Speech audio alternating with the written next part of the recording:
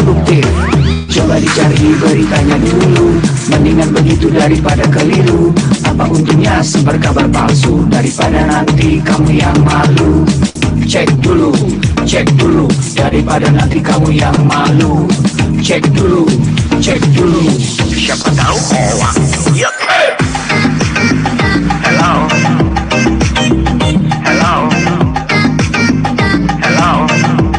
siapa tahu hoax.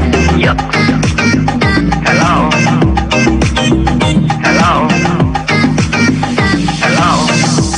siapa tahu hoax.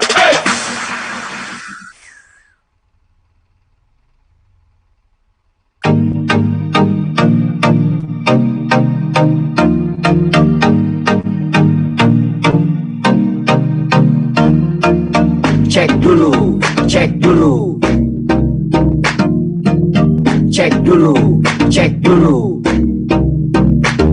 Yakin saja kita harus tambah pintar. Jangan jadi orang yang mudah sebar-sebar, karena belum tentu itu berita benar. Kalau nggak ngerti, ayo belajar. Mulailah curiga jika sudah suruh-suruh. Sebarkanlah, hey, tunggu dulu. Periksalah kalimat, kok banyak tanda seru. Banyak huruf besar, mata gue jadi biru. Coba dicari beritanya dulu, mendingan begitu daripada keliru. Apa untungnya sebar kabar palsu, daripada nanti kamu yang malu. Cek dulu, daripada nanti kamu yang malu. Cek dulu, siapa tahu hoax. Yup. Hello,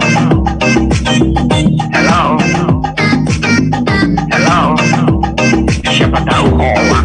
Yup. Hello,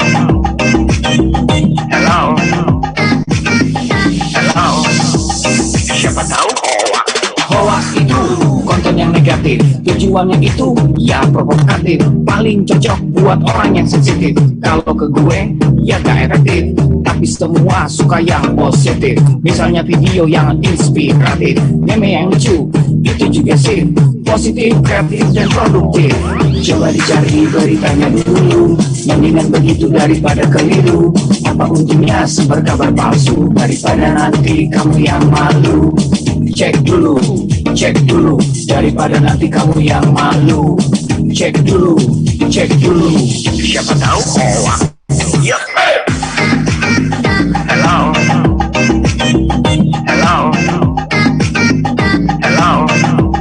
siapa tahu hoax. Yup. Hello,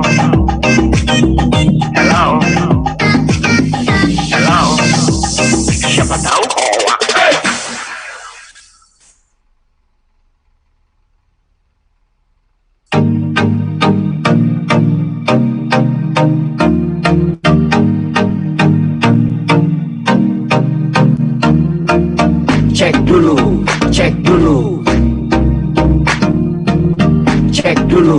Cek dulu. Yakin saja kita harus tambah pintar. Jangan jadi orang yang mudah sebar-sebar, karena belum tentu itu berita benar. Kalau nggak ngerti, ayo belajar. Mulailah curiga jika sudah suruh-suruh. Sebarkanlah, hey, tunggu dulu. Periksalah kalimat, kok banyak tanda seru. Banyak huruf besar, mata gue jadi biru. Coba dicari beritanya dulu, mendingan begitu daripada keliru. Apa untungnya sebar kabar palsu, daripada nanti kamu yang malu.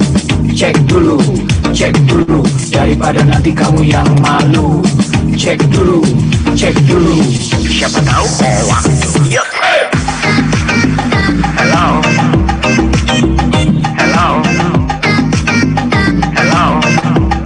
siapa tahu hoax.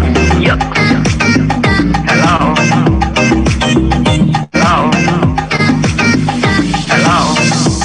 siapa tahu hoax. Hoax itu konten yang negatif, tujuannya itu ya provokatif. Paling cocok buat orang yang sensitif. Kalau ke gue ya gak efektif, tapi semua suka yang positif. Misalnya video yang inspiratif, meme yang lucu, itu juga sih positif, kreatif, dan produktif. Coba dicari beritanya dulu, mendingan begitu daripada keliru. Apa untungnya sebar kabar palsu, daripada nanti kamu yang malu. Cek dulu, daripada nanti kamu yang malu. Cek dulu, siapa tahu hoax. Yup.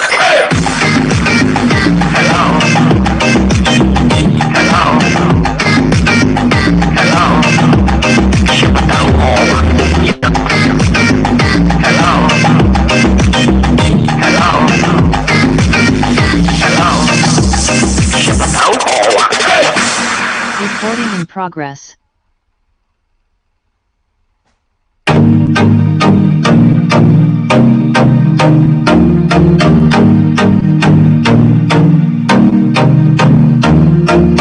Cek dulu, cek dulu, cek dulu, cek dulu. Mungkin saja kita harus tambah pintar, jangan jadi orang yang mudah sebar-sebar, karena belum tentu itu berita benar. Karena nanti ayo belajar, lelah curiga jika sudah suruh-suruh, sebarkanlah hei tunggu dulu, meriksalah kalimat kok banyak tanda seru, banyak burung besar mata tua jadi milik, jangan dicari beritanya dulu, mendingan begitu daripada keliru. Apa untungnya sih berkabar palsu, daripada nanti kamu yang malu. Cek dulu, cek dulu, daripada nanti kamu yang malu. Cek dulu, cek dulu, siapa tahu hoax. Hello, hello, hello, siapa tahu hoax. Hello, hello, hello, siapa tahu hoax. Hoax itu konten yang negatif, tujuannya itu ya provokatif, paling cocok buat orang yang sensitif. Kalau ke gue ya gak efektif, tapi semua suka yang positif, misalnya video yang inspiratif, meme yang lucu, itu juga sih positif, kreatif dan produktif. Jangan dicari beritanya dulu, mendingan begitu daripada keliru. Apa untungnya sumber kabar palsu, daripada nanti kamu yang malu. Cek dulu, cek dulu, daripada nanti kamu yang malu. Cek dulu, cek dulu, siapa tahu hoax. Hello, hello, hello, siapa tahu hoax. Hello, hello, hello, siapa tahu hoax.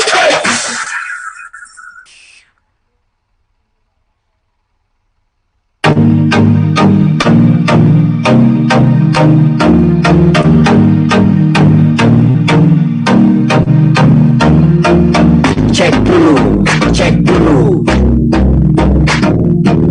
cek dulu, cek dulu.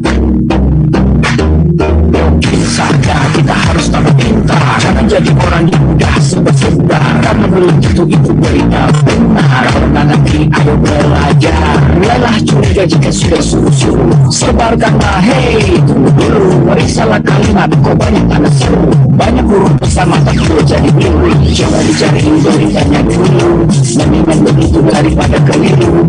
Apa untungnya sumber kabar palsu, daripada nanti kamu yang malu. Cek dulu, cek dulu, daripada nanti kamu yang malu. Cek dulu, cek dulu, siapa tahu hoax. Hello, hello, hello, siapa tahu hoax. Hello, hello, hello, siapa tahu hoax.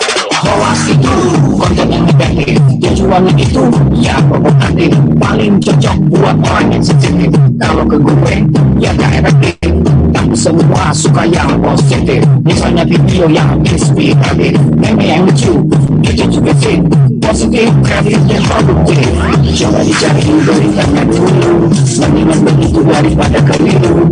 Apa untungnya sumber kabar palsu, daripada nanti kamu yang malu. Cek dulu, cek dulu, daripada nanti kamu yang malu. Cek dulu, cek dulu, siapa tahu hoax.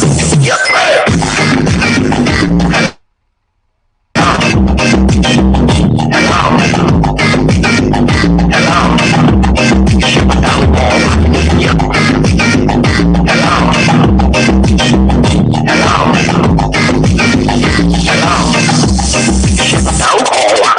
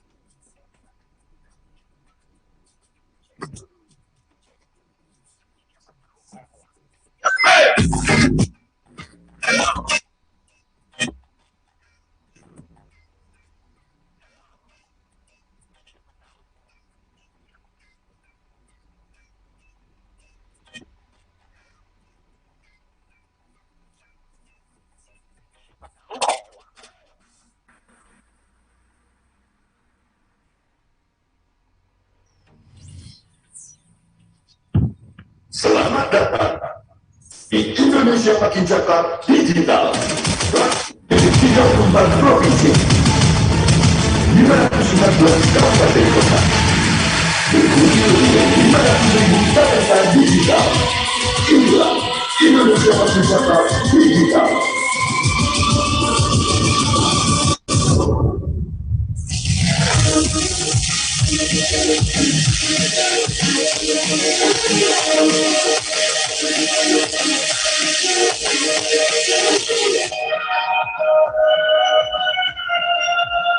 Saya luncurkan program literasi digital nasional hari ini.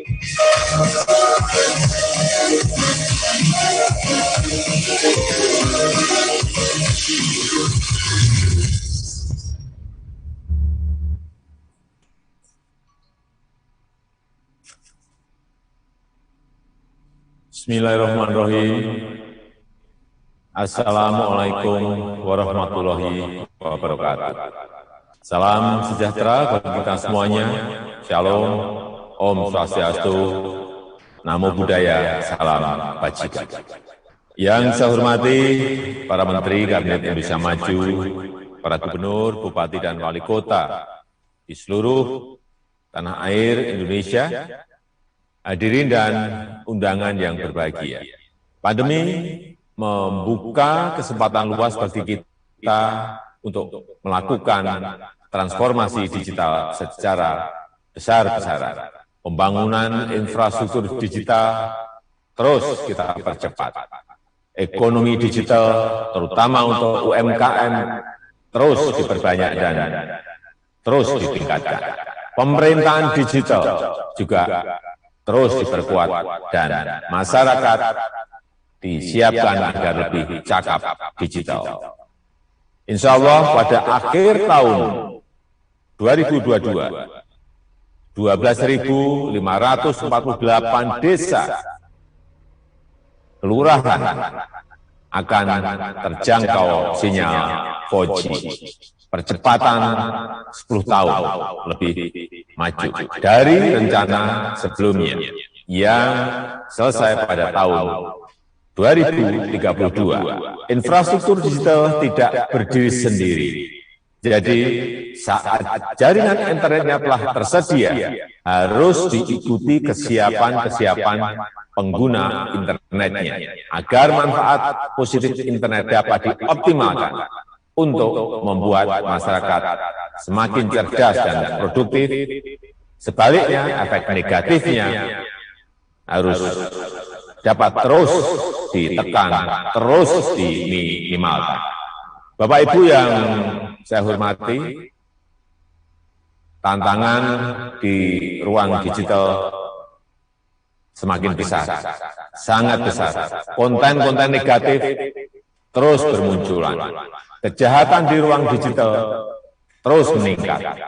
Hoax, penipuan daring, perjudian, eksploitasi seksual pada anak, perundungan siber, ujaran kebencian, radikalisme berbasis digital perlu terus diwaspadai karena mengancam persatuan dan kesatuan bangsa. Kewajiban kita bersama untuk terus meminimalkan konten negatif, membanjiri ruang digital dengan konten-konten positif. Banjiri terus, isi terus dengan konten-konten positif. Kita harus tingkatkan kecakapan digital masyarakat agar mampu menciptakan lebih banyak konten kreatif yang mendidik, yang menyejukkan, yang menyerukan perdamaian. Internet harus mampu meningkatkan produktivitas masyarakat, membuat UMKM naik kelas, perbanyak UMKM onboarding ke platform e-commerce, sehingga internet bisa memberi nilai tambah ekonomi bagi seluruh lapisan masyarakat. Hadirin sekalian, literasi digital adalah kerja besar. Pemerintah tidak bisa bekerja sendirian. Perlu mendapatkan dukungan seluruh komponen bangsa agar semakin banyak masyarakat yang melek digital.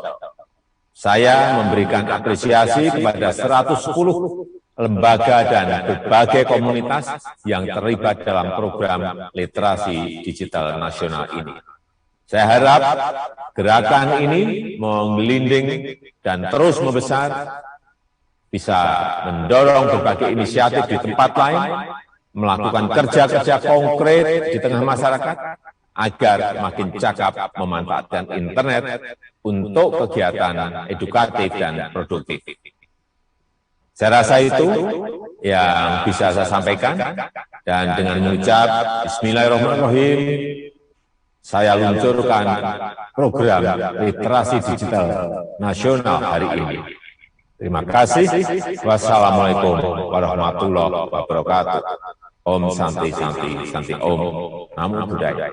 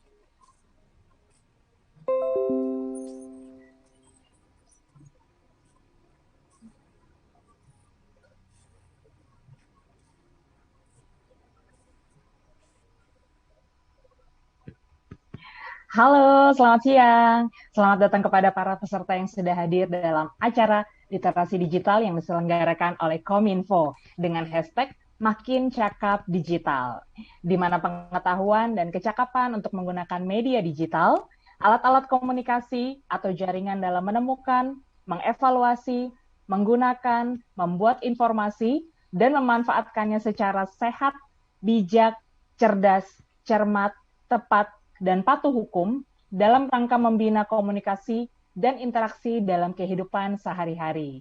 Nah, untuk para peserta yang sudah masuk ke dalam Zoom, jangan lupa nih untuk subscribe YouTube channel kita di Siberkreasi dan Instagram juga Facebook kita di @siberkreasi.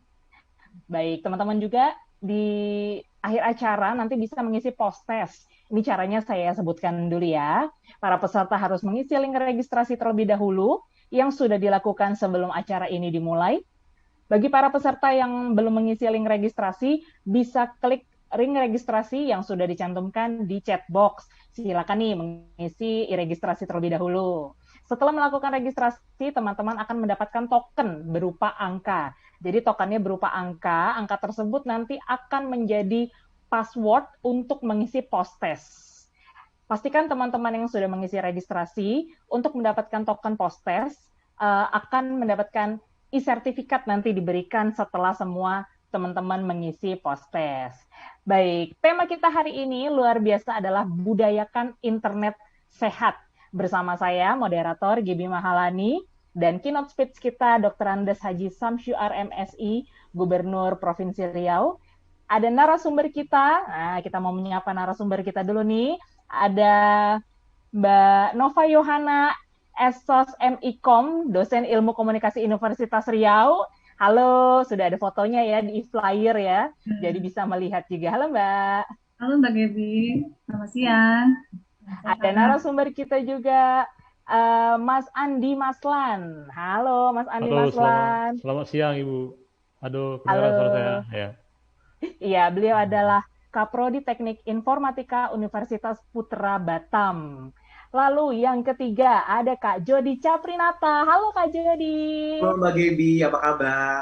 Baik, semoga Kak Jody juga sehat ya. Pastinya Kak Jody merupakan founder and COO Bicara Project. Nanti kita akan ngobrol bareng Kak Jody. Dan narasumber kita selanjutnya adalah Mbak Ira Dwi Lestari. Halo. Ya, halo Mbak. Siang. Selamat siang. Beliau adalah instruktur Yali Communication dan relawan TIK. Dan ada KOL kita, Mbak Sri Ayu Wahyuni. Halo. Halo Kak. Aha. Suaranya udah influencer banget ya. Nah, kita nanti akan bersama para narasumber dan KOL kita. Nanti akan sharing dan ngobrol banyak tentang budayakan internet sehat. Lalu kepada para peserta yang sudah hadir, ada beberapa rules yang akan saya bacakan ya. Mohon untuk mute suara di Zoom meeting. Jadi kita bisa memberikan kesempatan yang terbaik untuk yang sedang berbicara ya. Yang lain jadi di mute dulu. Lalu tidak dalam posisi berbaring atau tidur, tidak dalam posisi mengendarai mobil, atau tidak dalam posisi sedang dibonceng di motor. Nah, ini karena membahayakan buat teman-teman ya. Dan mari kita pakai pakaian yang baik dan sopan dalam mengikuti acara ini. Baiklah, rekan-rekan semua yang sudah bergabung dalam Zoom kita siang ini. Sebelum kita memulai acara, mari kita menyanyikan lagu kebangsaan Indonesia Raya, diikuti dengan sambutan atau keynote speech dari keynote speaker kita, Gubernur Provinsi Riau, Dr. Andes Haji Syamsuar MSI.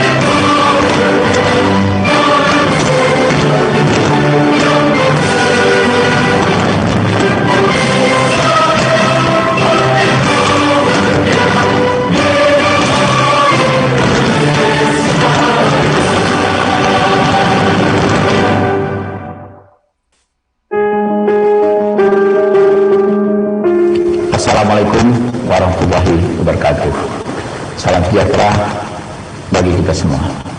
Berdasarkan survei APJII tahun 2020, saat ini pengguna internet di Indonesia sudah mencapai 196,71 juta jiwa, di mana mereka mengakses internet lebih dari 8 jam dalam sehari.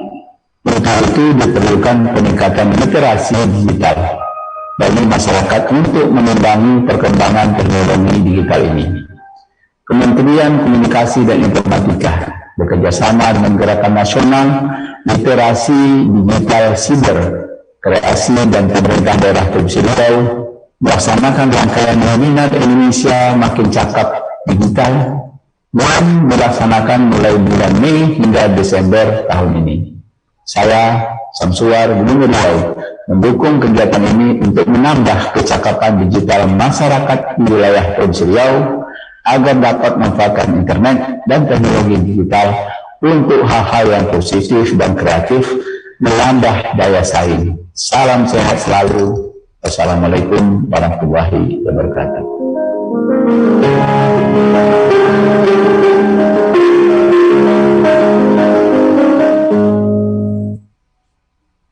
Baik, selamat datang kembali untuk teman-teman yang baru bergabung. Kita sudah opening tadi dan kita akan melanjutkan langsung ke sesi-sesi yang menarik, tentunya bersama narasumber kita yang hari ini sudah bergabung sama kita.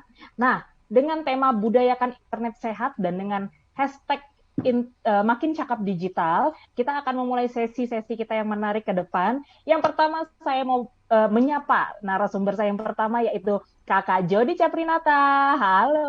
Halo Mbak Gaby. Iya. Nah, teman-teman, Kak Jody Caprinata ini kayaknya udah ini ya, nggak asing lagi ya. Mungkin teman-teman pernah lihat di TV ya.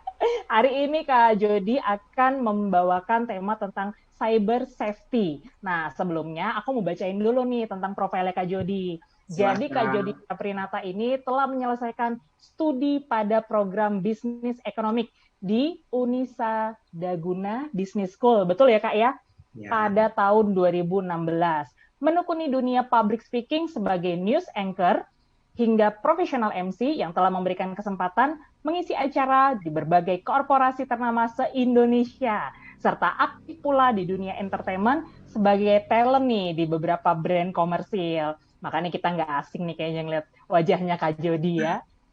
Kegemaran Kak Jody terhadap dunia organisasi dan kemasyarakatan memberikan kesempatan sebagai ketua BEM di Unisa Daguna Business School, perwakilan Kota Bogor untuk pertukaran pemuda Provinsi Jawa Barat, dan sebagai Dewan Penasehat Paguyuban Mojang Jajaka Kota Bogor. Wah, luar biasa. Dan saat ini Kak Jody Caprinata menjabat sebagai founder dan Chief Operational Officer atau COO di Bicara Project PT Bicara Trisiwarka.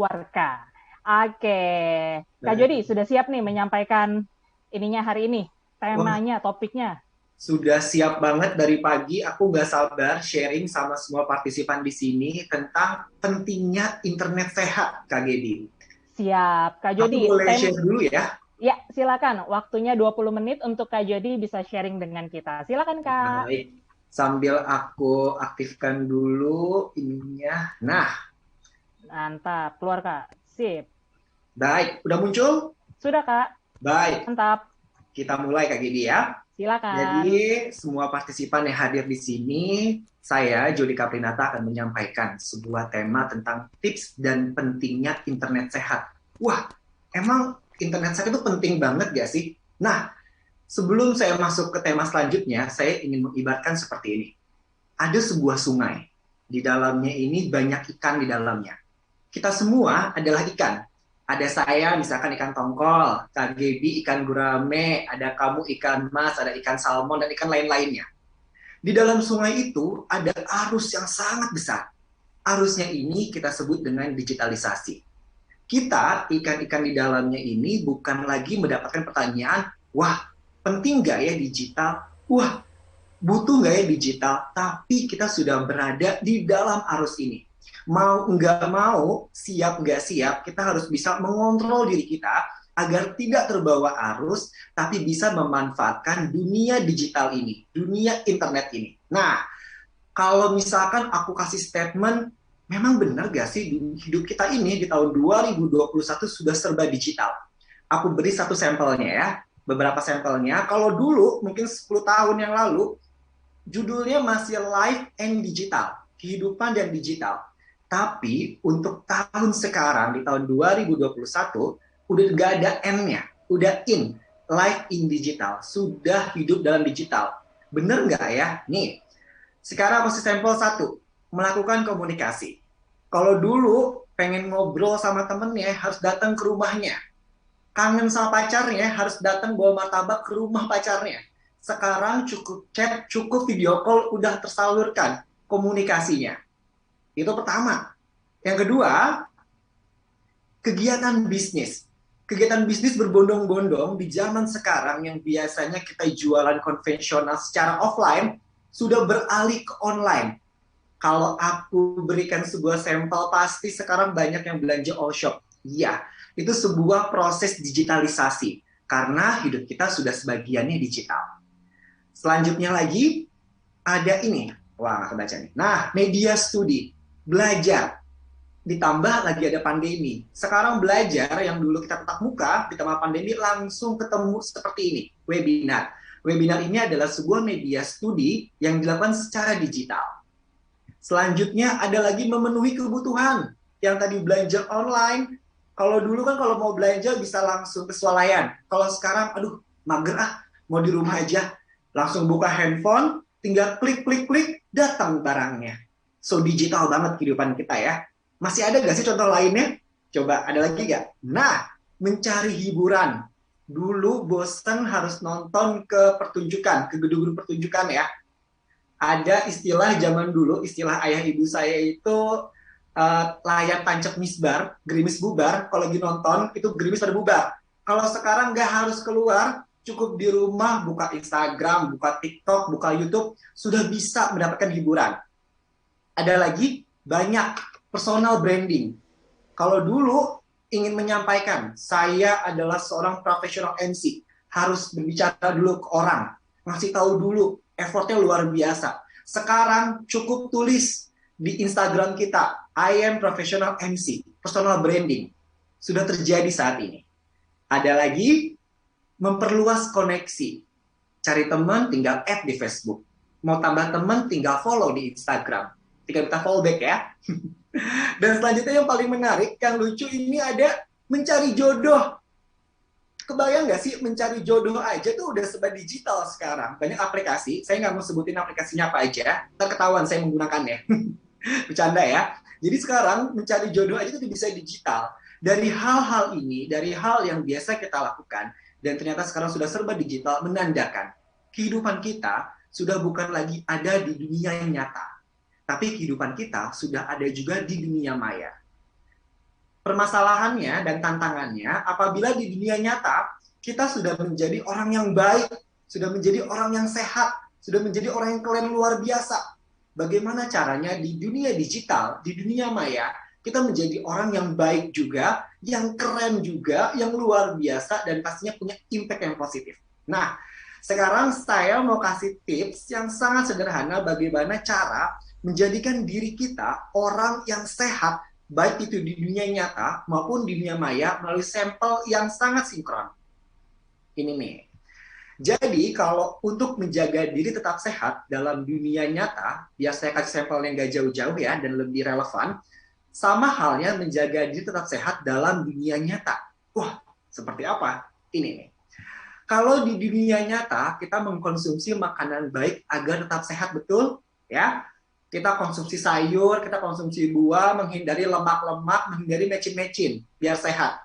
Kalau di dunia nyata, di dunia maya, kita juga mengkonsumsi, yaitu mengkonsumsi konten-konten yang baik, konten-konten yang positif, biar diri kita sehat di dunia maya. Yang kedua, yaitu berlatih olahraga kalau di dunia nyata ya, biar tetap sehat. Makan sehat aja nggak cukup, harus olahraga, harus bergerak. Begitu pula di dunia maya, tapi berlatihnya adalah berlatih digital. berlatih digital ini saya punya 3 konsep yang sangat praktis, yaitu kita tahu, kita menguasai, dan kita memanfaatkan. Ambil sampel sederhana, Instagram. Kita tahu Instagram, kita bisa mempergunakan Instagram, dan kita bisa memanfaatkan Instagram untuk kebutuhan kita secara baik. Nanti kita bahas poin-poinnya. Dan yang terakhir, kalau kita mau sehat di dunia nyata, bukan cuma makan, bukan cuma olahraga. Harus punya lingkungan yang ramah ya. Harus punya masyarakat yang ramah. Bikin kita moodnya baik nih. Begitu pula di dunia maya. Di saat kita ingin sehat di dunia maya, kita harus bisa menciptakan netizen yang ramah juga. Kita bisa patahkan anggapan atau studi terakhir yang mengatakan netizen orang Indonesia nggak sopan, bisa kita patahkan kok. Biar netizen Indonesia ini terkenal ramah juga. Bukan hanya di dunia nyata, namun di dunia maya. Nah, ini yang menarik. Sekarang kita bahas per poinnya, agar kita menjadi semakin sehat di dunia internet atau digital. Sekarang aku bahas di poin pertama, yaitu mengkonsumsi konten-konten yang baik. Apa aja tuh maksudnya? Nih, yang pertama, kita harus bisa memilih konten-konten yang baik untuk dikonsumsi. Konten yang baik untuk kita lihat setiap hari, konten yang baik untuk bisa kita posting tiap hari, karena secara sadar dan nggak sadar, kalau kita sering mengkonsumsi konten-konten yang negatif, konten yang ujaran kebencian, konten yang kontroversial, berantem kemana-mana, walaupun kita ketika melihatnya fine-fine aja, akan terekam di bawah sadar kita. Itu sebenarnya akan membuat diri kita tuh nggak nyaman. Itu akan berpengaruh terhadap psikologis kita. Makanya kenapa mengkonsumsi konten-konten yang baik adalah kuncinya.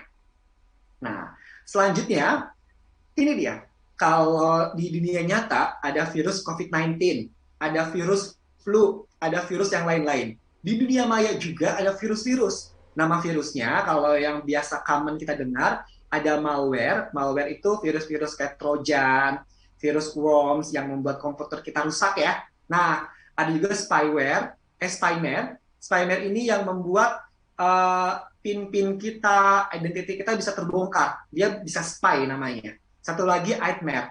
Nah, adware ini yang membuat kalau kita buka laptop itu langsung muncul iklan padahal kita nggak klik. Nah, itu virus-virusnya. Cara menghindarinya yaitu tidak mengunduh sembarangan file dan pastinya memasang antivirus di perangkat kita. Selanjutnya, biar kita tetap sehat di dunia maya adalah membatasi informasi pribadi dan keluarga. Wah, ini penting banget ternyata. Karena aku kasih bocoran ya, di dunia maya ini tidak semua orang baik. Kita harus bisa membarrier atau membentengi diri kita terhadap informasi-informasi yang personal. Baik itu informasi data pribadi, informasi data keluarga, ataupun password. Kalau data pribadi, please kalau misalkan mau posting, misalkan saya habis vaksin, misalkan di foto tuh kartu vaksinnya, ditutup aja si tulisannya. Atau kalau bisa nggak usah diposting, karena itu pribadi banget. Atau cukup ngasih tahu saya udah vaksin, nggak usah ngasih tahu ID-nya apa. Begitu pula dengan password. Ini pengalaman banget. Ternyata password ini adalah hal yang paling pribadi, yang paling privasi yang kita punya. Bahkan cukup di password ini tidak perlu diketahui oleh pacar kita, nggak usah tahu password kita, orang tua atau adik dan kakak kita. Itu hanya untuk kita saja.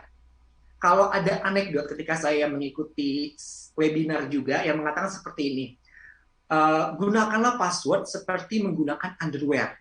Anekdot banget ya, underwear kok lucu banget sih? Iya, underwear itu cukup kita punya, cukup kita yang tahu pakainya gimana. Nggak harus orang lain tahu. Dan yang paling penting, harus sering diperbaharui kalau password itu. Jangan hanya stay di satu password, terus seumur hidup itu passwordnya. Apalagi yang berbahaya adalah ketika akun-akun kita, semuanya passwordnya sama. Baik itu akun perbankan, akun media sosial. Apabila sudah terhack, apabila kita sudah diretas, itu bisa kena semuanya. Berbahaya ya. Jadi sekali lagi saya tekankan, please password itu sering diperbaharui dan sering jangan ada yang tahu, kita aja. Selanjutnya, yang menjadi menarik juga adalah tidak mengakses konten ilegal seperti pornografi, perjudian, dan juga sara. Saya tidak usah menjelaskan dampak dari mengkonsumsi pornografi karena kita tahu itu merusak sistem kinerja otak kita. Saya tidak perlu menjelaskan perjudian, dampak itu luar biasa karena akan memicu kita biar terus judi, akhirnya kita bangkrut. Apalagi sara, itu bisa memicu perpecahan. Nah, inilah hal-hal yang harus kita lakukan di dunia maya agar tetap sehat. Masuk ke bagian selanjutnya ya, yang tadi berlatih. Nah, untuk berlatih, yang pertama itu melatih diri menggunakan produk digital. Sesuai yang telah saya sampaikan, kita harus tidak antipati. Kita harus tahu perkembangan digital. Misalkan, tahu ada Instagram, ada Facebook, ada Twitter, ada TikTok. Ada berita nih, TikTok ini luar biasa perkembangannya. Seperti halnya contohnya gini, saya ketika memposting foto di Instagram, viewernya ini 1.000. Ketika saya posting fotonya di TikTok, viewernya 5.000, 5 kali lipat. Ini menandakan pasarnya lagi luas dan ini bisa dipergunakan untuk mempromosikan bisnis kita, dagangan kita, baik itu produk ataupun jasa. Harus bisa tahu nih. Selanjutnya, mengupdate informasi tentang dunia digital. Kalau aku bilang kemarin Instagram udah punya fitur kayak TikTok, tahu nggak? Pasti tahu ya. Jadi Instagram memang dia ekspansinya luar biasa inovasinya. TikTok lagi digandrungi, Instagram mengeluarkan fitur seperti TikTok, namanya Reels. Dan itu bisa dipergunakan oleh kita semuanya untuk mengekspos hal-hal yang positif. Untuk bisa berdampak positif ke diri kita. Ya. Dan yang terakhir, berlatih di digital yaitu memanfaatkan kekuatan dunia digital. Banyak hal yang terjadi di dunia maya, hal yang sederhana sebenarnya tiba-tiba viral. Let's say saya punya teman jurnalis ya, dia pernah salah report waktu itu di TV, ketika kameranya sudah on cam, dia malah mainan sama binatang, waktu itu ada kera, dia wuk-wuk-wuk dia gitu, padahal udah on cam. Akhirnya dia viral. Nah, pelajaran yang kita bisa ambil di sini adalah sebenarnya dunia maya ini memiliki kekuatan yang luar biasa. Mari kita pergunakan kekuatannya ini. Mari kita manfaatkan kekuatannya ini untuk bisa memboosting hal-hal baik di diri kita. Hal-hal personal kita yang baik, dengan influence yang baik, ataupun bisnis kita. Balik lagi ya, biar baliknya ke cuan untuk memboosting kebutuhan diri kita. Dan yang terakhir, kalau tadi sudah ada mengkonsumsi, sudah ada berlatih, yang terakhir adalah masyarakat yang ramah. Kalau di dunia maya, netizen yang ramah. Kayak gimana sih maksudnya? Nah, berperilaku sopan dan santun. Jadi begini, ketika tema yang dibawakan hari ini, budayakan internet sehat. Budaya itu adalah sebuah hal yang tercipta karena dilakukan secara terus-menerus. Akhirnya menjadi budaya. Begitu pula dengan sopan dan santun ini. Ini terdengar klise, terdengar sederhana, terdengar seperti pelajaran anak SD. Tapi percayalah, dari sopan santun ini akan membentuk pola yang luar biasa untuk kehidupan kita apabila kita lakukan secara terus-menerus. Baik itu dari diri kita, dari lingkungan kita. Seperti itu. Selanjutnya, yaitu menghindari emosi negatif dan mencurahkan emosi yang positif. Jangan kebalik. Jangan menghindari yang positif, mencurahkan yang negatif ya. Nah, seperti apa contohnya? Ini saya sering jumpai sebenarnya beberapa status di WhatsApp status biasanya ataupun di Instagram status emosi-emosi negatif. Emosi negatif ini seperti halnya postingan curhat, marah-marah. Misalkan dia marah sama suaminya, dia marah-marah sama pekerjaannya, dia marah sama hidup dia. Karena sebenarnya apa sih output yang ingin kamu dapatkan ketika kamu curhat hal negatif di media sosial? Padahal kalau misalkan mau curhat itu lebih ke Tuhan kan? Di media sosial itu udah dilihat sama orang, ya kalau orangnya bisa membantu. Alih-alih malah orang itu mendapatkan efek negatif dari yang kita curahkan. Misalkan kita lagi curhat nih, suami kita gini. Ketika orang lain baca, ikutan sebel jadinya. Kan itu nggak baik banget. Nah, jadi yang ingin saya tekankan di sini adalah pergunakanlah fitur postingan kita dengan baik. Curahkan yang positif aja, curhatkan yang baik-baik aja. Bahkan ada istilah, biarkanlah di dunia maya ini hal-hal baik saja yang terekspos. Cukup negatifnya menjadi pembelajaran kita dan kita betulkan dalam ring satu kita. Begitu. Selanjutnya, yaitu menghindari berita hoax, provokatif, dan sara. Nah, menurut data, ternyata kasus cyber yang paling tinggi itu bukan pornografi, bukan perjudian, bukan penipuan online. Tapi kasus cyber yang paling tinggi adalah provokasi. Provokasi ini basicnya dari hoax, dari hal-hal yang sara. Nah, maka dari itu harus dimulai nih dari diri kita, dari keluarga kita dulu terkecil. Syukur-syukur bisa wilayah kita lama-lama akan menyebar untuk menghindari berita yang hoax.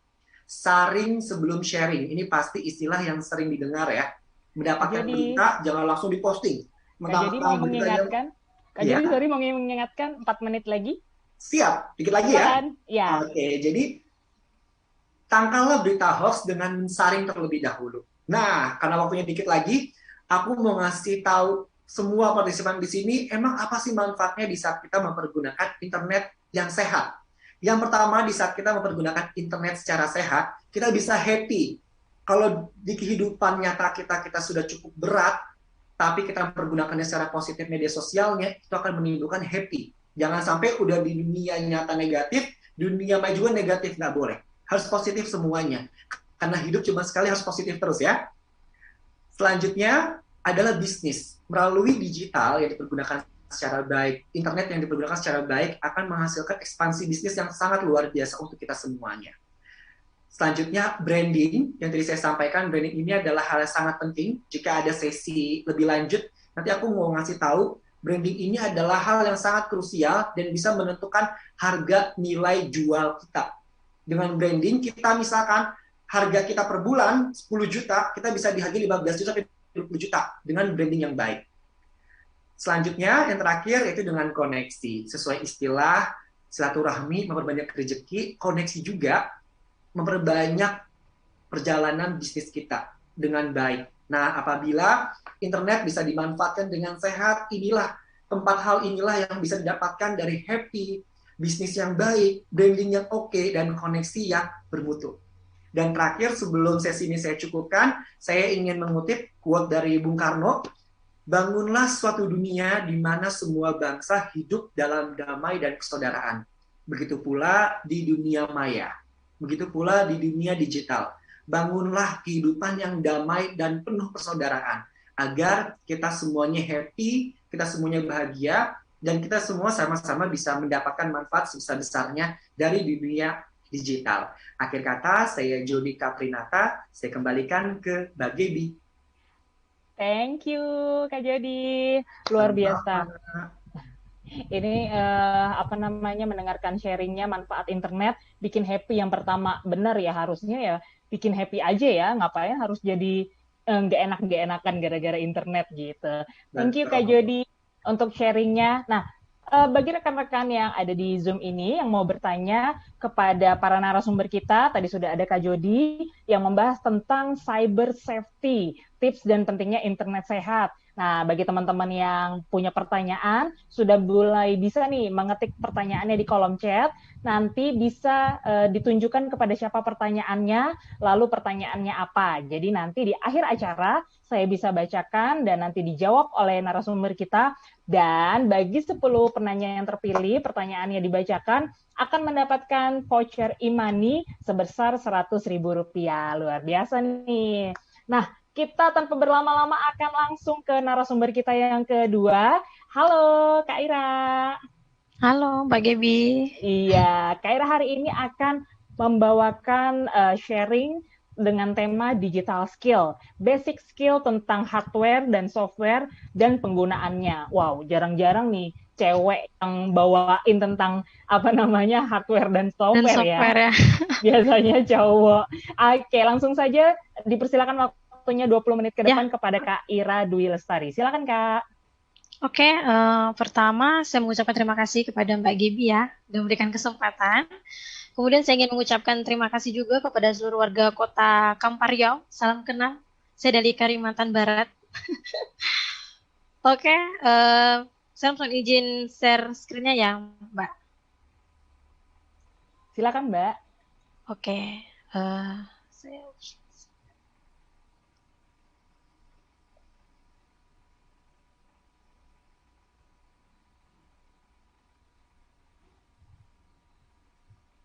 Oke, Assalamualaikum warahmatullahi wabarakatuh. Selamat Waalaikumsalam. siang semuanya. Semoga kita senantiasa sehat. Baik, sebelum memasuki materi kali ini, saya akan memperkenalkan diri saya terlebih dahulu. Perkenalkan, nama saya Ira Dwi Lestari. Adapun pekerjaan dan organisasi yang saat ini saya lakukan, yang pertama saya adalah seorang instruktur kursus komputer di LKP Yale Communication. Saya sudah mengajar di lembaga itu sejak tahun 2017 sampai dengan sekarang. Dan saya juga seorang freelancer, kemudian saya seorang private teacher, dan organisasi yang saat ini saya lakukan.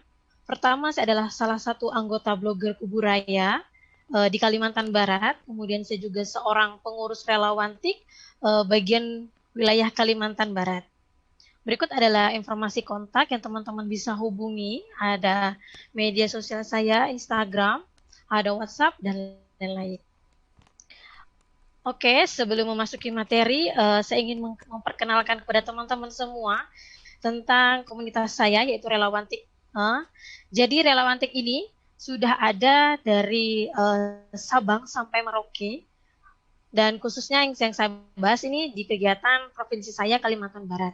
Tapi buat teman-teman yang ingin gabung di Relawan TIK ini, teman-teman silahkan cari tahu di daerahnya masing-masing. Nah, ini ada beberapa tampilan kegiatan yang sudah kami lakukan, beberapanya. Kami sering melakukan kegiatan-kegiatan edukasi yang sifatnya teknologi dan lain-lain, itu secara sukarelawan. Oke, di sini juga ada media sosialnya, teman-teman silahkan kunjungi untuk melihat-lihat kegiatan kami. Oke, materi untuk hari ini saya akan membahas tentang basic skill tentang hardware dan software serta penggunaannya. Nah, sebelum memasuki sesi, teman-teman pasti ada yang belum tahu apa itu digital skill. Jadi, teman-teman, digital skill itu adalah merupakan kemampuan di bidang digital dengan memanfaatkan teknologi yang dapat meningkatkan efisiensi serta produktivitas dalam suatu pekerjaan yang berhubungan dengan teknologi maupun bisnis. Oke. Nah, kenapa sih digital skill itu penting, teman-teman? Jadi, digital skill itu yang pertama, satu, bisa meningkatkan kemampuan diri agar dapat bersaing di dunia kerja ataupun lingkungan. Nah, yang perlu teman-teman tahu, di zaman sekarang semua itu teknologi udah bukan hal yang lumrah lagi, bukan hal yang tabu. Di mana-mana, hampir semua pekerjaan sudah melibatkan yang namanya teknologi, teman-teman. Jadi dengan teman-teman bisa mengupgrade, bisa meningkatkan digital skill-nya, teman-teman akan berpeluang untuk bisa bergabung di dunia kerja, terutama yang pasti membutuhkan keterampilan dan yang banyak menggunakan teknologi. Kemudian, dapat mempermudah dalam pengolahan data. Kenapa? Karena yang teman-teman tahu dari zaman dulu itu dari zaman dulu ketika kita ingin berbagi informasi, ketika kita ingin mengolah data itu sangat sulit. Teman-teman harus melakukan dengan pembukuan, terus pemberkasan yang terlalu banyak. Dengan teknologi saat ini itu jauh lebih dipermudah karena adanya aplikasi seperti Google Drive dan masih banyak lagi. Terus kenapa digital itu juga bisa membantu mengembangkan bisnis? Yang tadi sudah disinggung dengan narasumber pertama, bahwa di zaman saat ini e-commerce itu sangatlah berkembang pesat. Jadi dengan teknologi ini, teman-teman yang dulunya setiap ingin berbelanja, ingin membeli apapun, teman-teman harus datang ke toko. Tapi dengan digital skill ini, teman-teman sudah bisa melakukan bisnis, bisa dari rumah, kapanpun, dan dimanapun.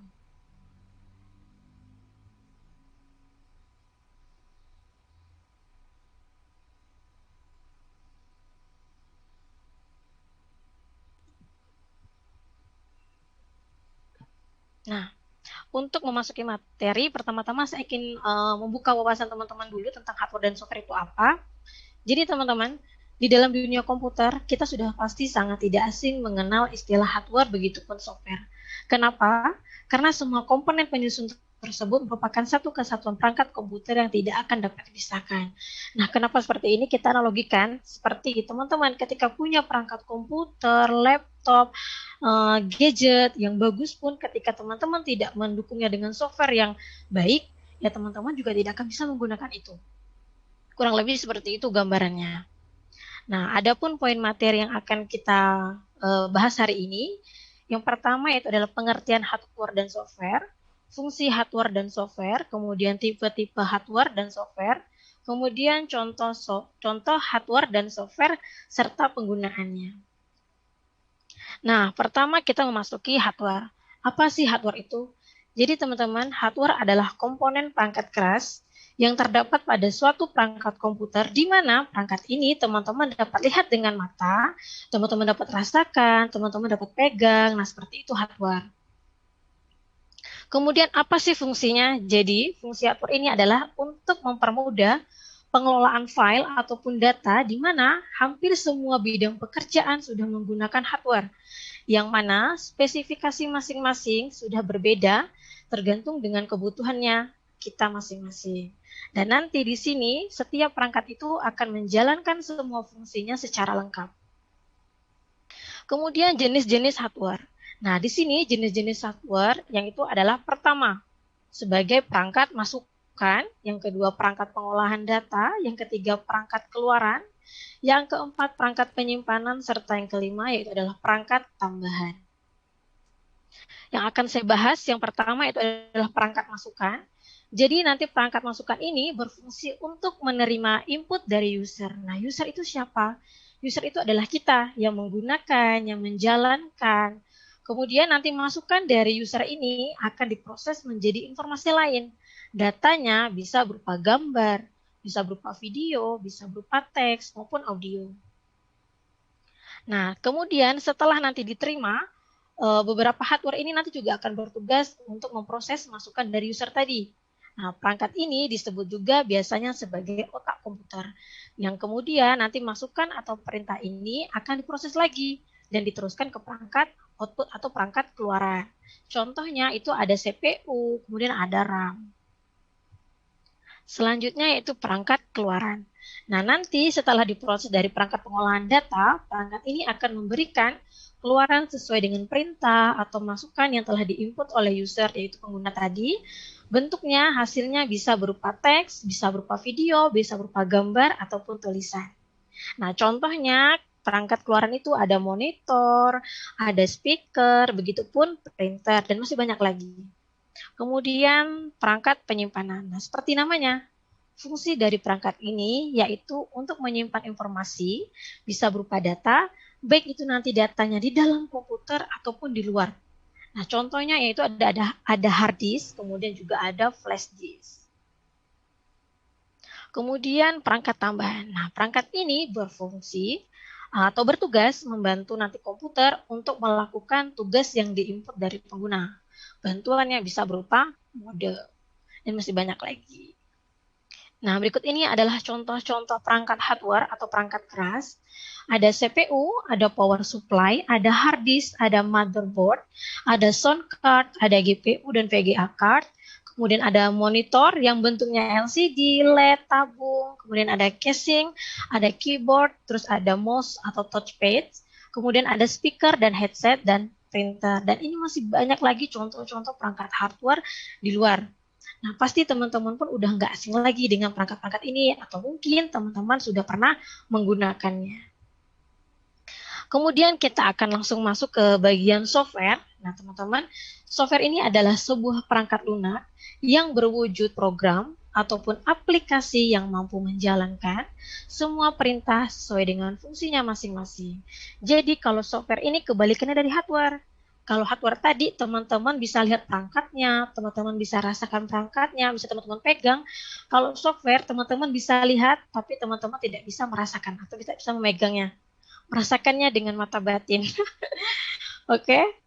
Kemudian fungsi software itu apa? Nah, fungsi software ini sendiri yaitu adalah sebagai pendukung dari perangkat keras yang terdapat pada komputer, di mana nanti operator ini akan menggunakan software untuk memberikan instruksi kepada hardware agar mereka dapat bekerja sesuai dengan perintah operatornya. Berikut ini adalah tipe-tipe software. Yang pertama yaitu adalah software sebagai sistem software. Kemudian ada aplikasi software, kemudian ada malware. Yang akan saya bahas yang pertama yaitu adalah sistem software. Nah, sistem software adalah merupakan software yang dirancang atau dikembangkan untuk mengendalikan hardware. Contohnya yaitu ada Linux, ada Mac, ada Windows. Windows yang nggak asing buat teman-teman yaitu seperti Windows 7, Windows 8, Windows 10, dan masih banyak lagi contoh-contoh sistem software yang lainnya. Kemudian kita akan membahas tentang aplikasi software. Nah, aplikasi software ini ialah merupakan perangkat lunak yang digunakan untuk mengelola data pada komputer. Contohnya ada Mozilla Firefox, terus kemudian ada Pocket Reader, kemudian ada Google Chrome, ada Opera, ada Microsoft dan kawan-kawan, kemudian juga ada Corel Draw, ada Photoshop, dan masih banyak lagi contoh-contoh aplikasi software. Dan kemungkinan teman-teman sudah pasti banyak menggunakan aplikasi-aplikasi software di luar ini. Kemudian yaitu malware. Nah, malware ini apa sih? Jadi malware itu teman-teman juga termasuk perangkat lunak. Tapi perangkat ini sengaja dibuat untuk merusak sistem komputer. Selain itu, malware juga bisa digunakan sebagai alat untuk melakukan pencurian data. Nah, seperti yang tadi sudah disinggung sedikit-sedikit sama narasumber kita yang pertama. Jadi contoh-contoh malware itu bisa juga dengan virus dan masih banyak lagi. Oke, untuk menutup sesi kali ini saya memiliki sebuah quotes, yaitu adalah jika kita berada di media sosial atau di media digital, ketika kita tidak ingin belajar, tidak pernah berusaha meningkatkan kemampuan atau skill, tidak pernah terinspirasi atau tidak pernah berjejaring, maka kita sudah salah menggunakan teknologi ini. Oke, mungkin hanya itu yang dapat saya sampaikan. Sekian dan terima kasih. Wassalamualaikum warahmatullahi wabarakatuh. Saya kembalikan lagi kepada Mbak Gebi. Oke, terima kasih Kak Ira. Iya, Luar biasa. sama-sama Mbak. Kayaknya singkat, jelas dan padat, betul. Mbak. Aku sendiri sebenarnya jarang mendengarkan pemaparan ini dari seorang wanita, jadi aku bangga mendengar pemaparan ini dari seorang wanita. Terima kasih Mbak Ira. Terima kasih Mbak. Yang sudah disampaikan sama-sama. tentang basic skill di dunia digital ini ya, di dunia internet. Iya. Nah, Mbak, untuk teman-teman yang sudah ada di Zoom, yang punya pertanyaan khusus tentang sesi yang sudah dibawakan oleh Mbak Ira tadi, silakan untuk kasih pertanyaan teman-teman, ditunjukkan kepada Mbak Ira di kolom chat yang sudah ada. Silakan, nanti di akhir acara kita akan bacakan semua pertanyaan, dan ditujukan kepada narasumber yang mana silakan ditulis. Lalu bagi teman-teman yang belum mengisi e-registrasi, yang belum mengisi post test untuk mendapatkan token, silahkan mengisi registrasi lebih dahulu ya, biar bisa untuk proses selanjutnya. Dan untuk penanya-penanya yang nanti terpilih akan mendapatkan e-voucher e-money Rp100.000 masing-masing. Oke, kita akan ke narasumber kita yang berikutnya, pembahasan kita yang nggak kalah serunya, tentang mengenal budaya Indonesia melalui literasi digital. Sudah ada bersama kita Mas Andi Maslan. Halo. Halo, Ibu moderator, Mbak moderator. Iya. Apa kabar? Kabar baik, Bu. Luar biasa. Baik, Iya. Mas Andi, silakan waktunya 20 menit untuk menyampaikan pemaparannya tentang digital culture ini. Silakan. Oke, Bu moderator ya, terima kasih Mbak Begi ya. Oke, suara saya jelas ya, Bu ya? Jelas, Pak. Jelas ya. Oke, saya share dulu.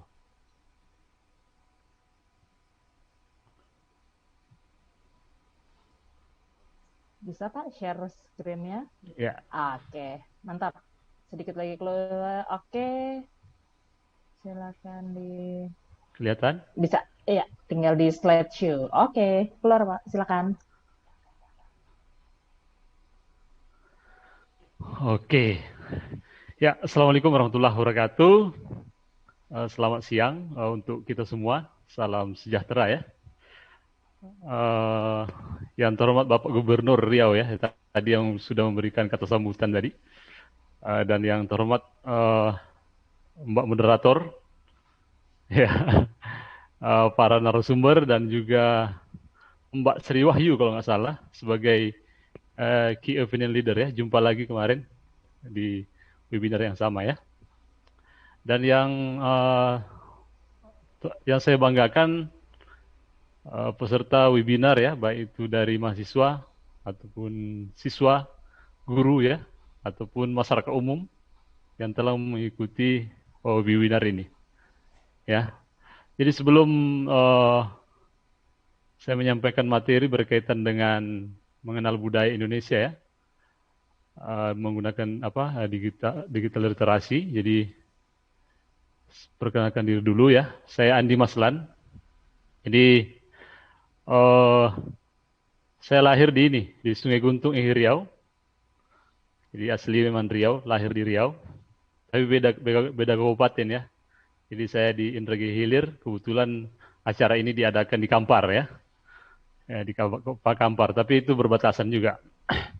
Dan saat ini berdomisili di Batam, Kepulauan Riau, dan bekerja sebagai dosen, dan saat ini juga sebagai ketua program studi di Universitas Putra Batam. Jadi ya saya sebagai akademisi lah, seperti itu ceritanya. Ya, sebagai dosen juga, dan juga aktif di organisasi, sama dengan pembicara nomor 2 tadi juga saya sebagai anggota relawan TIK di daerah Kepri, ya, dan juga sebagai anggota Aptikom. Nah, itu sebagai perkenalan diri saya, dan media sosial bisa dilihat di slide ini, seperti itu. Oke, baik. Para peserta webinar yang saya banggakan, jadi kalau kita berbicara tentang literasi digital ya untuk budaya Indonesia, jadi mengenal budaya Indonesia dengan literasi digital ini, kita sebenarnya harus tidak lupa tentang sejarah, karena ini saling berkaitan dengan peradaban manusia ya. Jadi kalau kita lihat di slide ini bahwa tingkatan tertinggi saat ini adalah budaya manusia itu di Society 5.0 ya, 5.0, dan sejajar dengan industri 4.0. Tapi kalau kita lihat memang peradaban manusia itu kan dimulai dari hunting society ya, jadi pada saat itu memang kehidupannya manusia itu adalah berburu ya, untuk mencapai kehidupannya ya. Setelah berburu dia akan bertani, agrarian society.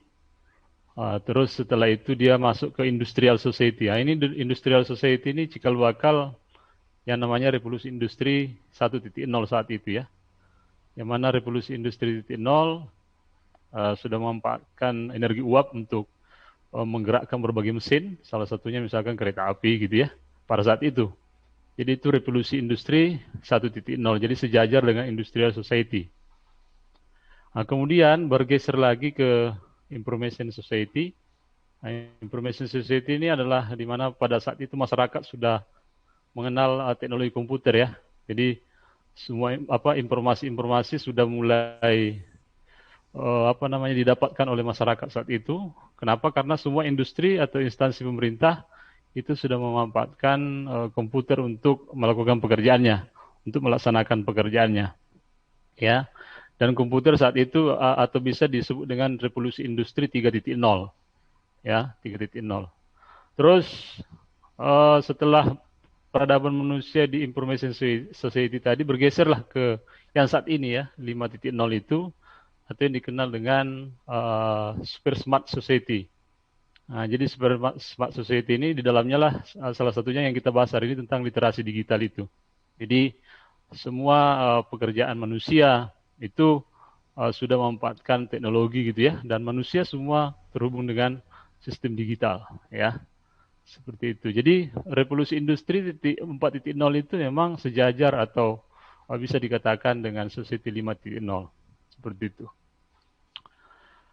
Karena budaya kita, jadi kalau kita berbicara budaya Indonesia, karena ini kita mengenal budaya ya dengan literasi digital, Kalau kita lihat ini, bahwa budaya Indonesia ada yang namanya rumah adat gitu ya, upacara adat, rangkaian adat, tarian adat, alat musik juga, ya, atau lagu tradisional, senjata tradisional, makanan tradisional, bahkan bahasa daerah. Jadi ini bagaimana kita mengenal ini dengan menggunakan literasi gitu ya, atau menggunakan teknologi.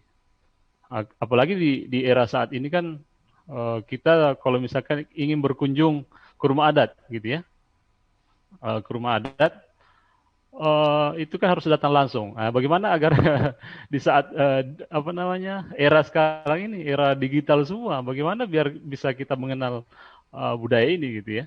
Nah, jadi rumah adat, upacara adat bagaimana caranya? Nah, jadi caranya adalah memang semua komponen anak bangsa itu harus bekerja sama ya. Kalau kita lihat di sini, kalau budaya itu biasanya di dinas pariwisata ya. Jadi dinas pariwisata harus melakukan transformasi secara full ya ke era digital gitu. Nah ini, jadi misalkan rumah adat nanti dibuatkan suatu program gitu ya, program yang berbasis teknologi gitu ya. Nanti saya bahas selanjutnya. Terus upacara adat juga seperti itu, bagaimana ditransformasikan ke dalam bentuk digital agar dikenal nih. Ada dikenal oleh masyarakat luas ya, dan tidak harus datang ya, karena kenapa? Karena saat ini seperti pandemi kan kita tidak bisa berkunjung ke rumah adat, ada upacara kita berkumpul nggak bisa gitu ya, dan seterusnya ya. Terus mengenal bahasa daerah, makanannya seperti itu. Nah, bagaimana agar kita bisa melakukan itu? Tentu di era revolusi industri 4.0 ya, yang sudah dijelaskan di awal tadi bahwa kita sudah disediakan semua teknologi gitu ya. Kalau kita misalkan ingin transformasikan tadi budaya lokal ataupun budaya nasional tadi, kita transformasikan dalam bentuk digital, banyak teknologi atau teknik yang sudah disediakan gitu ya. Jadi salah satunya misalkan di sini ada namanya augmented reality. Jadi kita bisa lihat di sini, saya bisa coret biar kelihatan ya, nggak apa-apa sepertinya ya. Yang penting orang lain tidak mencoret, saya sendiri yang mencoretnya. Oke, jadi ini augmented reality. Jadi ini sangat cocok sekali nih, suatu teknologi atau suatu program. Yang mana program ini nanti dibuatkan marker, misalkan kita ingin mengenal budaya suatu daerah, misalkan tari tadi, ya tari tadi itu dibuat markernya dulu, nanti tinggal kita hadapkan handphone kita, smartphone kita ke marker tersebut, kita sudah bisa mengenal semua berkaitan dengan tari, jenis-jenis tari yang ada di suatu daerah, ya, seperti itu. Jadi ini namanya augmented reality, ya. Terus atau ingin kita mendapatkan semua informasi tentang budaya daerah, ya kita bisa lakukan suatu analisa data karena semua di internet sudah ada, ya kita bisa menggunakan namanya big data, ya. Seperti itu. Dan juga misalkan kita ingin melihat secara detail, ya kita harus menguasai teknologi 3D printing gitu. Jadi ini semua merupakan produk di industri 4.0 yang bisa dikatakan sebagai kecerdasan buatan ya, atau artificial intelligence ya. Seperti itu. Banyak lagi Internet of Things. Jadi semua teknologi terhubung dengan internet, begitu juga dengan smart sensor dan juga robot. Nah, misalkan robot ini saat ini memang di Indonesia ya sering dilakukan yang namanya kontes robot. Kontes robot itu memperlihatkan budaya daerahnya masing-masing ya. Ya namanya kontes robot nasional KRI ya. Jadi kontes robot Indonesia itu biasanya ada tema-temanya berkaitan dengan budaya gitu ya. Jadi robot itu akan bergerak atau menari ya berdasarkan program yang ditanamkan di robot tersebut ya. Nah, ini di advanced robotik ya. Jadi kita bisa lihat di sini. Nah, ini namanya teknologi di revolusi industri 4.0 yang bisa dikatakan sebagai artificial intelligence ya, seperti itu. Ini transformasinya, ini sebagai contoh ya. Jadi kalau kita lihat tadi, kalau misalkan ingin memperkenalkan budaya daerah tentang makanan misalkan, ya tentu kita harus menggunakan atau membuat suatu program gitu ya, program atau website ya. Kalau melihat jenis makanan daerah gitu ya, ini sudah banyak, sudah ada ya, baik sudah bisa diakses semua di handphone gitu ya, atau di laptop semua bisa diakses. Cuma kita misalkan masyarakat atau ada yang punya usaha tentang kuliner daerah gitu ya, ya harus bisa bahwa ini harus kita perlihatkan ke semua masyarakat gitu ya, agar tahu bagaimana caranya. Ya, tentu kan harus paham tentang teknologi bagaimana. Nah, di sini ada program untuk membuatnya gitu ya. Jadi disebut dengan framework for web application development. Jadi berbagai cara untuk membuat atau memperkenalkan produk daerah tersebut ya. Ada yang disebut dengan Laravel gitu ya, Django Spring, banyak di sini. Code Igniter gitu ya. Jadi ini semua program yang dipakai untuk bagaimana memperkenalkan budaya daerah tadi ya, seperti kuliner gitu ya. Seperti itu. Di sini kita lihat juga misalkan budaya daerah senjata ya, misalkan kayak badik gitu ya. Nah, ini diperkenalkan dengan teknologi misalkan augmented reality tadi. Begitu juga dengan menari gitu ya. Ini seperti nanti kita lihatlah. Jadi agar itu semua tercapai, maka memang ya, kita harus punya namanya digital culture ya. Jadi budaya digital yang kita harus terapkan di kehidupan sehari-hari gitu ya. Kalau misalkan di dinas pariwisata tidak menerapkan misalkan digital culture tadi ya, itu agak ketinggalan ya. Atau di sekolah misalkan kurikulumnya harus mengarah ke digital juga. Ya, sistem pembelajarannya. Kalau pembelajaran kita rasakan saat ini memang sudah mengarah ke sana, ya. Begitu juga dengan industri itu kan sudah menggunakan teknologi semua. Kita sebagai orang tua atau individu juga dia harus mengikuti perkembangan teknologi tersebut, ya. Berdasarkan riset ya, bahwa jika seseorang atau individu atau perusahaan tidak menerapkan yang namanya digital culture, itu akan tidak kinerjanya itu tidak mengalami peningkatan. Ya, jadi kinerjanya itu ya 0% gitu ya. Tapi kalau kita menerapkan teknologi gitu ya, digital culture tadi ya, kita terapkan secara masif, itu kinerja akan bisa meningkat sebesar 70%. Ya. Ya seperti itu. Jadi semua komponen ya. Jadi kalau kita berbicara budaya Indonesia pasti di dinas pariwisata ya, atau di di daerah-daerah itu harus menerapkan teknologi agar budaya daerah atau budaya Indonesia itu bisa dikenal oleh masyarakat luas gitu ya, atau bahkan luar negeri gitu, seperti itu. Jadi memperkenalkan budaya dengan literasi. Nah ini contoh ya kearifan lokal. Jadi ini kearifan lokal kalau misalkan ini hasil riset. Jadi hasil riset mahasiswa ya. Jadi ada namanya Batobo. Ini kearifan lokal di Kampar ya. Jadi mungkin orang Kampar hari ini mungkin pernah dengar istilah ini gitu ya, atau di Kuantan Singingi gitu ya. Nah ini kalau tidak dibuatkan teknologi, generasi sekarang tidak akan mengenal gitu. Jadi ya kita harus buatkan, ya. Jadi harus ditransformasi ke arah digital tadi, ya. Jadi di sini Batobo itu adalah salah satu kesenian anak negeri Melayu ya, yang merupakan sekumpulan muda-mudi dan orang dewasa untuk turun ke sawah atau ladang nih. Ya, Batobo salah satu tradisi budaya masa lampau yang daerah Kampar gitu ya. Biasanya kegiatan dilakukan pada musim turun ke sawah lalu ladang ya, diiringi dengan bunyi-bunyian. Nah ini budaya ya, dan ini harus diperkenalkan ke semua anak bangsa gitu ya, terutama memang di Kampar ya. Kalau ada yang belum kenal ini berarti ya ya harus transformasi ke digital gitu. Harus ada mahasiswa harus punya kreativitas bagaimana membuat ini agar dikenal oleh masyarakat luas. Seperti itu. Ya, ini ada kearifan lokal juga ya. Bentuk larangan tidak boleh nebang pohon, tidak boleh, banyak nih. Ini hasil riset ya. Jadi kalau kita lihat di sini, ini dibuatkan suatu sistem. Minimal kita buatkan suatu animasi ataupun video gitu ya. Nah, jadi misalkan pada saat ini saya bercerita tentang Batobo. Nah, itu mungkin dituangkan ke dalam bentuk YouTube gitu ya. Ya syukur-syukur ada yang subscribe kan. Ya, itu artinya kita memperkenalkan kearifan lokal kita dengan menggunakan teknologi tersebut. Ya YouTube itu ya medianya. Ya, seperti itu. Oke. Mas Andi mau mengingatkan waktunya 5 menit lagi. Oke, ya. Silakan. Ya, pas ini, yuk. Oke, terus kita lihat di sini. Nah, ini saya karena kita ini budaya digital ya. Jadi memang saya banyak tekankan ke program yang digunakan untuk membuatnya. Ya, mahasiswa kami di Universitas Putra Batam sering membuat yang seperti ini gitu ya. Yang namanya teknologi augmented reality ini. Jadi ini kita bisa lihat Ya nanti kalau ada waktu mungkin saya lihatkan videonya, tapi karena 5 menit lagi ya. Nah, ini tari nih. Ini tari ini dalam bentuk program nih. Jadi memperkenalkan tari daerah di Padang itu ya. Itu tinggal kita buka dari handphone gitu ya. Kita tinggal pilih-pilih saja gerakannya bagaimana, bagaimana pergerakannya. Ini videonya ada sebenarnya YouTube-nya ya, karena waktunya pendek. Ini tinggal sebenarnya sebagai putar, nanti adik-adik yang nonton itu ya atau mengikuti webinar ini silakan tonton saja ini ya. Ini bisa dilihat ya. Seperti itu. Namanya teknologi augmented reality. Program yang dipakai untuk membuatnya disebut dengan Unity gitu ya.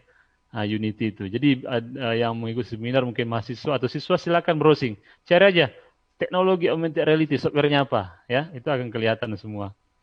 Seperti itu. Terus ini saya rasa ini saja. Oke, kalau literasi digital definisinya nggak perlu ya.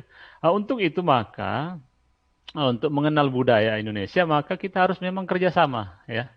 Jadi Mbak Gibi ya, jadi harus komponen anak bangsa sesuai dengan yang disampaikan tadi Pak Presiden ya. Jadi semua komponen bangsa itu harus terlibat.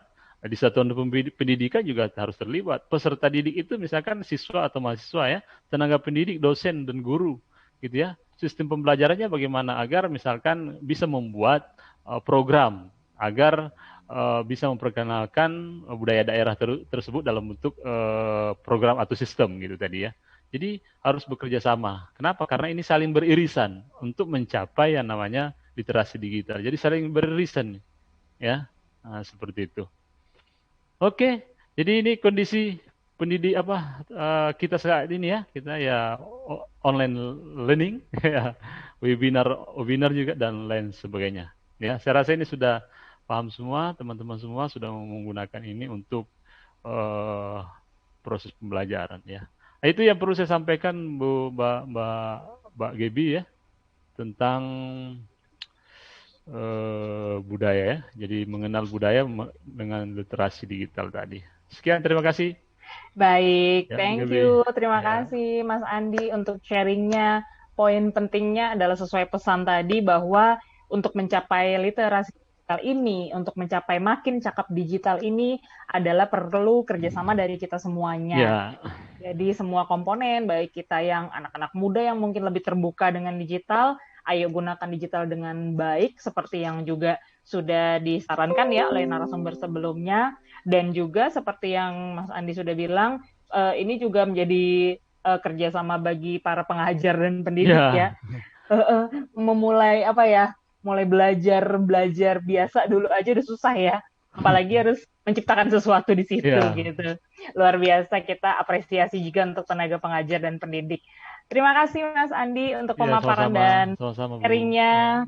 Baik, saya mengingatkan kembali untuk rekan-rekan yang sudah punya pertanyaan-pertanyaan, tadi ini gimana bisa mencatat atau kasih pertanyaannya di kolom chat box, ditujukan kepada narasumber siapa. Nanti di akhir acara kita akan membacakan pertanyaannya dan akan dijawab oleh narasumber yang ditanya. Dan jangan lupa untuk yang belum registrasi, silakan untuk melakukan registrasi, karena untuk mendapatkan token dan juga untuk e-sertifikatnya teman-teman harus melakukan step-step dari e-registrasi tersebut. Baik, kita akan masuk ke sesi pemaparan kita yang keempat. Ada Mbak Nova Yohana. Halo Mbak Nova. Halo Mbak Gebi. Hai, sehat-sehat ya Mbak Nova ya? Alhamdulillah sehat untuk kita semua yang ada di ruang Zoom ini ya. Iya betul. Kalau tadi sudah ada pembahasan tentang digital skill, digital safety, digital culture, kali ini kita mau sama-sama mendapatkan sharing dan pemaparan dari Mbak Nova Yohana tentang digital ethics. Bagaimana suitable and safe internet for minors and teens. Jadi ini penting sekali ya untuk remaja-remaja sekarang mendengar bagaimana nih safety-nya kita dalam berdigitalisasi. Kepada Mbak Nova Yohana dipersilakan waktunya 20 menit ke depan. Baik, terima kasih Mbak Gebi ya yang sudah memberikan kesempatan kepada saya untuk memaparkan materi saya ya mengenai digital literasi for parents ya. Jadi literasi digital untuk orang tua ya, bagaimana agar mendidik atau memantau anaknya dan remajanya aman berinternet. Ya. Baik, saya izin share screen dulu ya Mbak Didi. Silakan.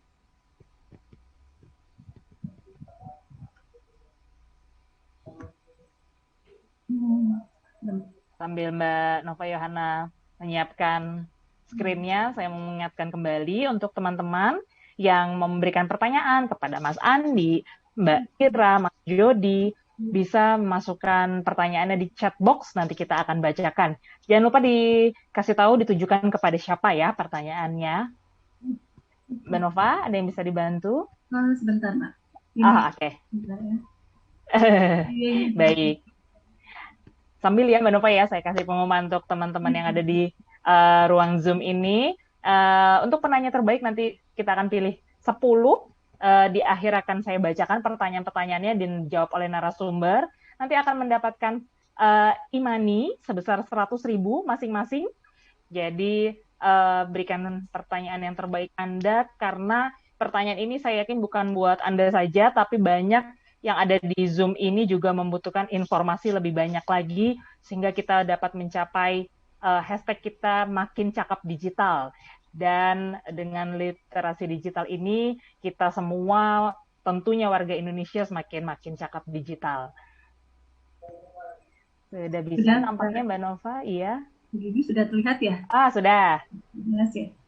Oh, baik. Betul. Tinggal di Zoom untuk slideshow-nya. Siap. Silakan Mbak Nova. Ya. Baik, saya ingin menyapa dulu ya untuk para narasumber dan juga partisipan ya. Saya boleh pakai pantun dulu ya, Mbak Gaby, karena di Riau ya, jadi itu nggak lepas dari adanya pantun gitu ya. Melati kuntum tumbuh melata, sayang merbah di pohon cemara. Assalamualaikum mulanya kata, saya sembahkan pembuka bicara. Assalamualaikum warahmatullahi wabarakatuh. Ya, untuk para narasumber, Pak Andi, Mbak Ira, Mbak Sri, ya, dan para panitia juga, saya ucapkan terima kasih ya. Kita dapat saling berkenalan di sini ya, yang tadinya tidak kenal, saya jadi kenal di sini. Dan untuk partisipan, saya juga ucapkan terima kasih atas partisipasinya, ya, hadir dalam webinar ini yang temanya memang sangat menarik ya, dan untuk menambah pengetahuan dan wawasan kita mengenai bagaimana budaya internet sehat ini seperti apa. Nah, perkenalkan saya Nova Yohana SOSMIKOM. Ya, saya sebetulnya orang Kampar ini ya Mbak Gidi, balik ke kampung ya, tapi saya sudah lama. Ya, saya orang Kampar yang sudah lama meninggalkan Kampar. Ya, wow. Ya, saya SD sampai kelas 4 ya di Bangkinang. Terus saya lanjutkan ke tamatnya di SD Kartini 1 Batam. Kemudian SMP saya lanjutkan di Bandung, SMA Pekanbaru, S1, S2, dan ini insya Allah saya akan melanjutkan S3 di Bandung juga di Universitas Pajajaran. Luar biasa. Jadi ini yang saya balik ke kampung halaman lagi nih melalui webinar ini. Memori. Ya, memori menyampaikan ya sharing ilmu ya, sharing pengetahuan, ya sharing masalah juga ya mengenai literasi digital untuk orang tua, digital literasi for parents ya. Baik, bentar.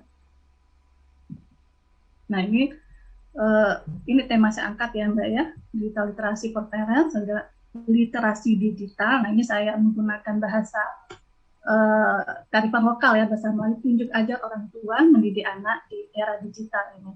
Ya.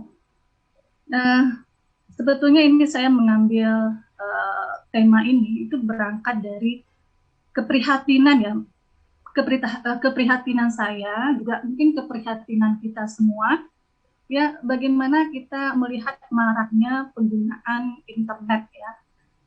Dan gawai oleh anak-anak, terutama mereka yang masih berusia dini. Ya. Anak-anak ini seringkali menggunakan internet tanpa pendampingan memadai dari orang tua. bahkan orang tua sengaja memberikan berbagai perangkat teknologi ya agar anaknya diam ya, tidak mengganggu aktivitas ibunya.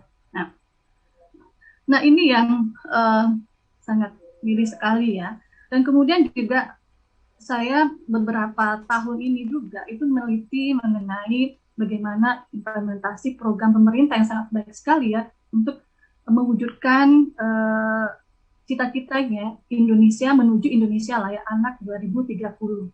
Ya. Namun dari hasil penelitian saya mengenai manajemen komunikasi, strategi komunikasi, perencanaan komunikasi pemerintah ya dalam perwujudan program ya, salah satunya adalah program Kabupaten Kota Layak Anak, itu bagaimana ini pemenuhan anak ya atau pemenuhan hak anak atau pelindungan anak ini dapat kita penuhi ya, dapat menunjang terwujudnya